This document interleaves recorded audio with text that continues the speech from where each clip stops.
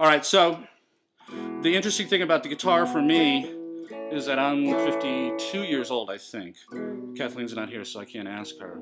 But I'm 51 or 52 years old, and I have had guitars in my house since I was, God, maybe 8 years old, very young. And they were always around, and they were always calling to me, and I never picked them up, and I never played them. I had lessons here and lessons there, and never practiced and never did anything with it.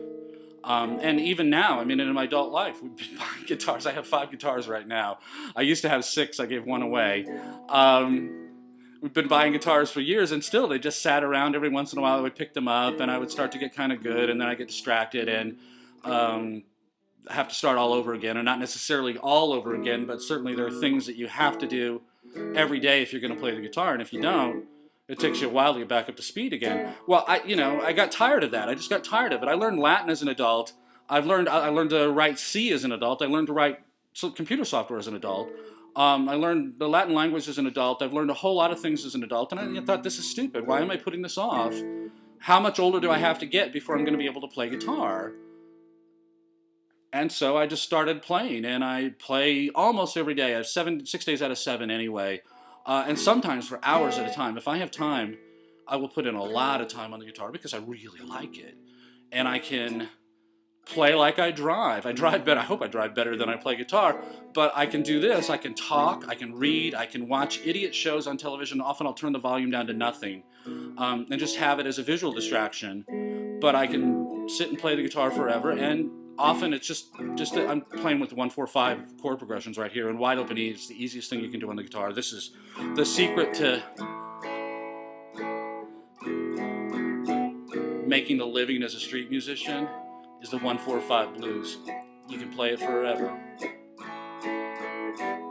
and the audience will always buy it, and you can write songs like those artists on the street who do caricatures. You can write songs on the fly. You can write the blues on the fly. Somebody comes along and you say, okay, what's your name? I'm going to write a song for you. And it's just so dumb. I love it. I mean, this is really dumb, simple music, and all of the blues, much of jazz, all of rock and roll, a whole lot of country music, popular music, is based on this one dumbass progression, 1-4-5.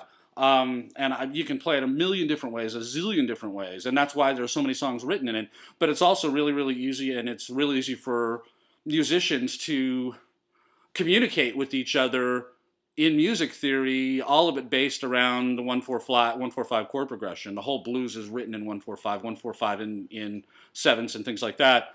And it's not complicated at all. I talk about music theory with Kathleen, and I can immediately turn her mind off. I can cause her eyes to glaze over in an instant by talking about music theory. But, what I know is nothing. I know nothing. I know more and more every day because I practice every day, because I play a lot. I read a lot about music theory online and absorb maybe 10% of what I'm reading, but it's a little bit more every day. And the point of all this is you can learn anything you want.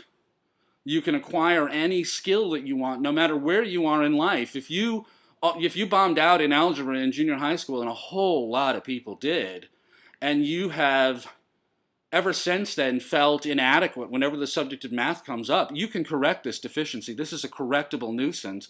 All you have to do is study. And the same thing, a musical instrument, a foreign language, anything in the world that you want to learn. I wrote a guest post for freetheanimal.com, which is a weblog run by my friend Richard Nicolai, and I wrote a guest post at New Year's about making it a New Year's resolution to learn something difficult. A New Year's resolution to do something easy is not that impressive to me, and of course, people fail at that kind of stuff anyway. They set a weight loss goal or exercise goal or something like that, and by January 7th it's all over with.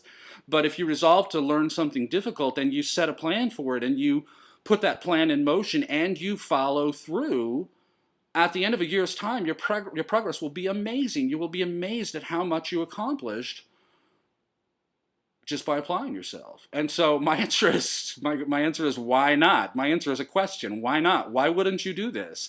And don't tell, oh, there's nothing I really want to learn. There's nothing I want to know. That's bullshit. I don't believe it.